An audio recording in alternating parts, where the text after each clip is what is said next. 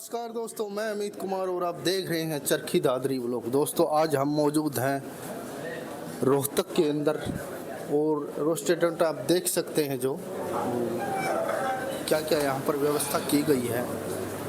यहाँ पर एक बहुत ही अच्छी मीटिंग है और उस मीटिंग के आधार पर हम आपको कुछ ऐसी बातें बताएंगे जो कि आपके भविष्य के बारे में बहुत सारी नॉलेज और बहुत सारी जो जानकारी है वो यहाँ इस वीडियो के माध्यम से आप प्राप्त करेंगे। तो सीधे जो जनरल सेक्रेटरी है उनसे बात करेंगे और इस मीटिंग का क्या आधार है और ये किस तरह काम आएगी। पहले नाम बता दीजिए। मैं इनके तेरी हूँ, general secretary all India PNB worker federation.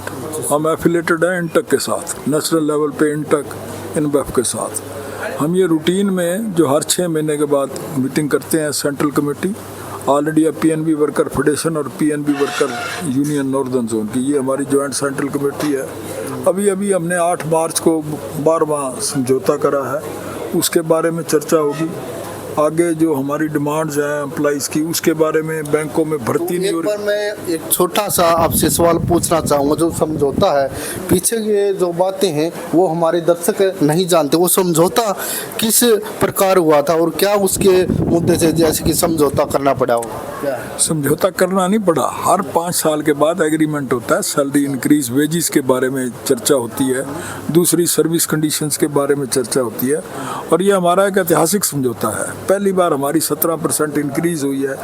There is some resentment also, कुछ ड्यूटीज़ बढ़ाई गई हैं, बाकी कई चीज़ें, कई अलाउंसेस बढ़ा दिए गए, जैसे LFC पे, छुट्टियों पे, लेडीज़ के बारे में, रिटायरियों के बारे में, रिटायरियों की पेंशन के बारे में, कई चीज़ें ऐतिहासिक है समझौता। और ये एक पहला ऐसा समझौता है जिसमें कोई स्ट्राइक नहीं हुई।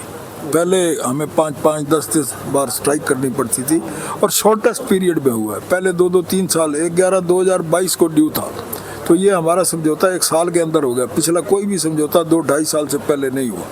तो इसी तरीके से हमारी उस पे चर्चा करने के लिए, आगे की चर्चा करने के लिए, कस्टमर पे चर्चा करने के लिए, बैंकों में भर्ती नहीं हो रही, बैंकों में PN की भर्ती नहीं हो रही, बैंक ने काफ़ी काम आउटसोर्सिंग पे शुरू करते हैं, हम उस पर विरोध करते हैं। तो इन सब बातों पे चर्चा करने के लिए आज की मीटिंग बुलाई गई है। और हमारा सबसे मेन कहना ये है कि हर ब्रांच में एक PTS, एक PN और एक क्लर्क जरूर होना चाहिए। आजकल बैंकों में इतना बुरा हाल हो गया, आप जाके देखोगे तो कई ब्रांचों में एक भी PN नहीं है, क्लर्क नहीं है। अफसरों की तादाद लगातार बढ़ती जा रही है। सरकार की जो सोच है, अफसर मान लो पहले 4 क्लर्क होते थे, 1 अफसर होता था, आज उल्टा काम हो गया। 1 अफसर, 1 क्लर्क, 2 क्लर्क होते हैं, 4-4 अफसर होते हैं। तो हमारी बैंक से ये डिमांड है कि विदिन भर्ती की जाए। इस बारे में चर्चा, कस्टमर की सर्विस बढ़िया होनी चाहिए, इस बारे में चर्चा के लिए आज की मीटिंग बुलाई गई है। तो जो ये मीटिंग रखी गई है बहुत ही कारगर साबित होगी और मैं आशा करता हूँ। तो नमस्कार सर, अपना पहले आप नाम बता दीजिए। Om Prakash Sharma, general secretary Indian national bank employees federation.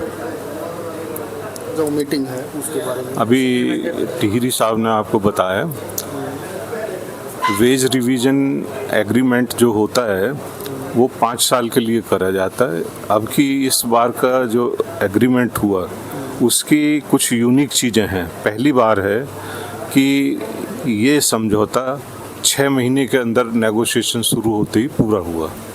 दूसरी बात, कोई हड़ताल, कोई डेमोन्स्ट्रेशन, किसी तरह का झगड़ा करने की ज़रूरत नहीं पड़ी। बड़ी एमिकेबली इस सेटलमेंट को करा गया। इसके बाद परसेंटेज वाइज 17% की इंक्रीज़ मिली वेज जो होती हैं उसके ऊपर। दूसरा, एक 3% एक्स्ट्रा बेसिक सैलरी में जो लोडिंग करी गई। इसके बाद पेंशन के अंदर जो कोई अपडेशन नहीं हो रहा था, थोड़ा करके अलग अलग तरीके से कुछ हुआ। जिनको 300-500 रुपये मिलती थी उनकी 10,000 रुपये पेंशन हो गई। DA रेट अलग अलग थे, वो रेट जो यूनिफॉर्म हो गया। इस तरह से जो बहुत सारी चीज़ें इसमें पहली बार हुई हैं और उससे लोगों को बहुत फ़ायदा हुआ है। इसके साथ साथ मैनेजमेंट बिजनेस के बारे में भी बात करती है, तो उसके ऊपर भी सहमति बनी और अच्छी तरह से दोनों तरफ से जो इन सब के ऊपर हुआ कि भाई जो बिजनेस डेवलपमेंट है वो पब्लिक सेक्टर बैंक्स का बढ़ना चाहिए। तो उसके लिए भी यूनियंस ने बोला कि हाँ हम मदद करेंगे, आपको जहाँ मदद चाहिए हम देंगे। रिक्रूटमेंट की बात थी, रिक्रूटमेंट होना चाहिए, तो उसके ऊपर दोबारा रेजिडुअल इशूज़ में फिर से बात चलेगी और ये चीज़ें फिर से होंगी। Thank you.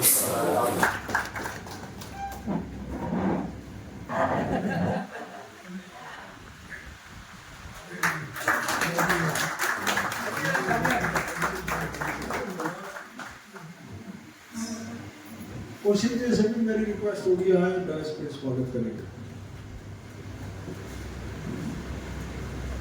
रहने का एरिया कौन सा है? जो रोहतक में रहने वाला है उसका अपॉइंटमेंट आप बॉम्बे में दे दें तो उसको क्या बचेगा, कहाँ रहेगा, क्या खाएगा? तो इसलिए प्लेस ऑफ रेजिडेंस भी देखा जाए और इस तरह के बच्चे रखे जाएं जो कि बैंक में रुक सकें, उनको ट्रेंड करा जाए, उससे ऑफिसर प्रमोट करा जाए, ये कुछ चेंज उसमें लाई जाए, तभी ये चीज हो सकेगी। इसे जो पेंशन रूल्स रेगुलेशन है इसमें अपडेशन की कोई क्लॉज नहीं है, ये बात ठीक है? तो सब ने बोला हाँ जी। तो मैं बोला फिर हम अपडेशन क्यों नहीं जो मांग कर रहे, हम सीधा अपडेशन मांग रहे हैं और क्लॉज हमारे पास है नहीं, तो हम क्लॉज उसमें इंसर्ट करने की क्यों नहीं बात करते? साथीगण जो दूर दराज से आए हैं, मेरा नाम Rahul Garg, Sirsa circle, PNB Goriwala branch. मैं जो हमारे एनके टेरी जी और ओम प्रकाश शर्मा जी और सभी को मैं एक बात बताना चाहता हूं।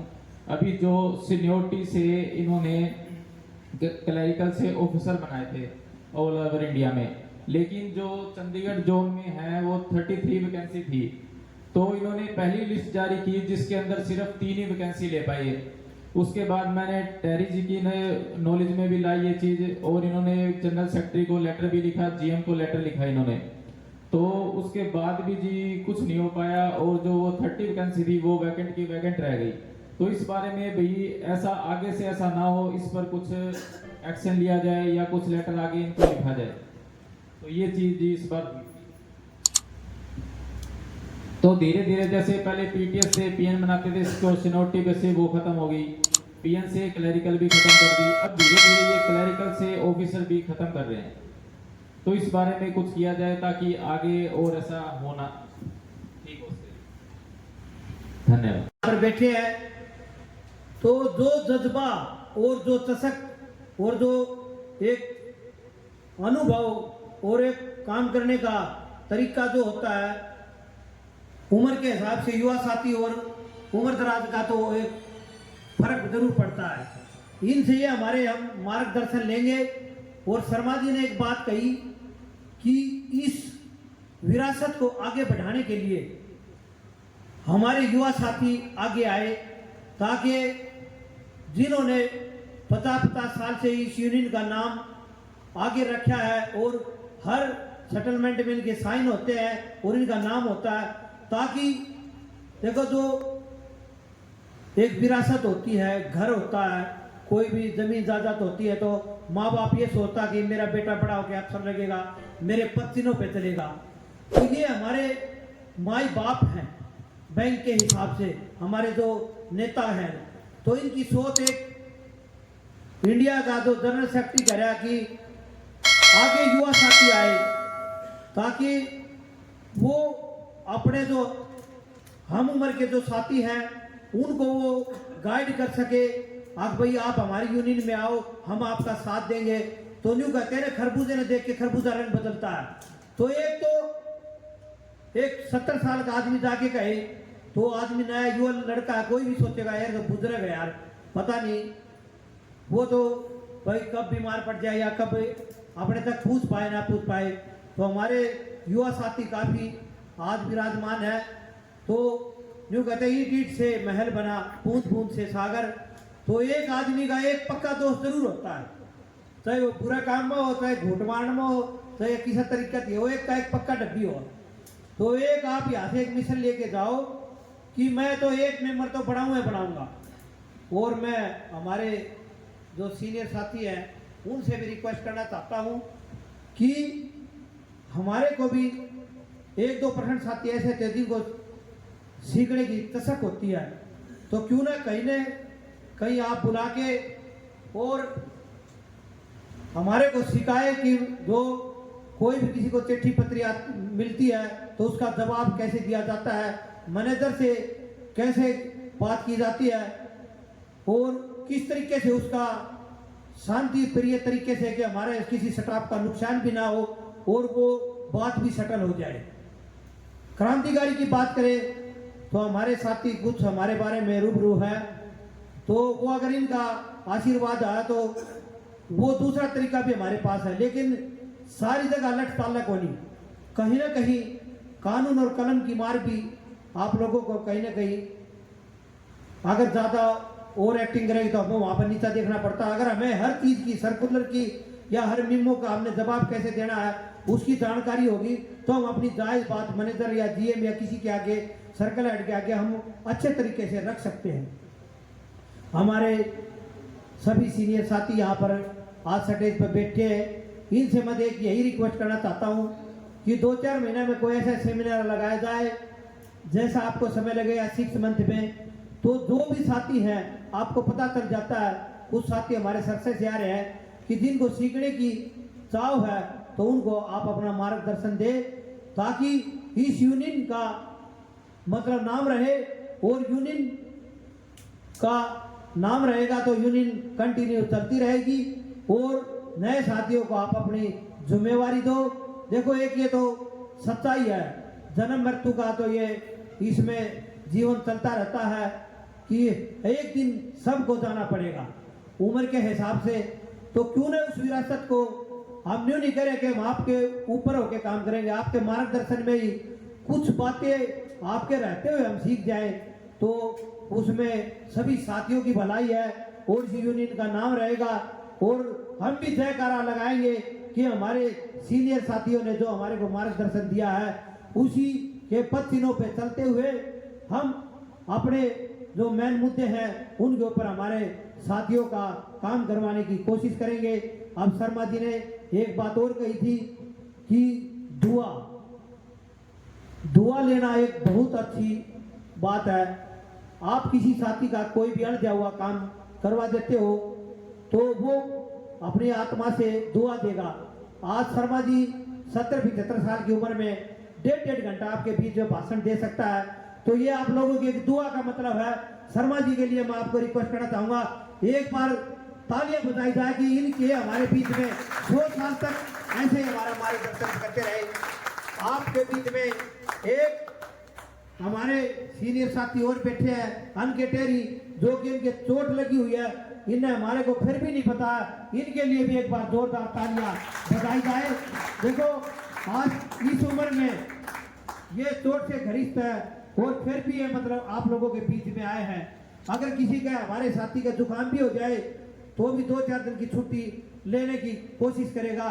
और ये हमारे देखो ये आप लोगों के कितनी बारे में सोचते हैं, आपकी सोच करते हैं कि हमारे भाइयों का भला हो और इस यूनियन के माध्यम से और आप लोगों का काम हमेशा आगे चलता रहे ताकि आप लोगों के कोई भी मतलब आपके अन्याय नहीं कर सके। इसी दिशा से देखो इन्हें ये मीटिंग रखी है कि आप कोई बात रखेंगे तो उस बात का सोल्यूशन ये जरूर निकालेंगे। हमारे कुछ साथी यहाँ पर बैठे हैं, समस्या तो हर साथी को होती है लेकिन हमारे साथी यहाँ पर बात शेयर नहीं कर पाते। एक हमारे बीच में एक भूचावास से हमारा एक साथी है, मैं मंच के माध्यम से बताना चाहूँगा, जय सिंह है, उसने वो अपने बीए की डिग्री की थी, उसका इंक्रीमेंट नहीं लग रहा, एक वो भी इशू है। तो मैं सीनियर साथियों को नोट करवाना चाहता हूँ कि उसके ऊपर भी हमारे साथी के गौर की जाए और वो बात रखी जाए। और युवा साथी हमारे आगे आओ और मेंबरशिप जोड़ो। और सीनियर साथियों से भी कहना चाहता हूँ सर आप भी जैसा आपको समय निकले कम से कम सर्कल वाइज हम आपके साथ चलेंगे और परंतु कि आप हमारे साथ चलो, विजिट करो और हम आप लोगों के साथ रहेंगे। जय हिंद, जय भारत।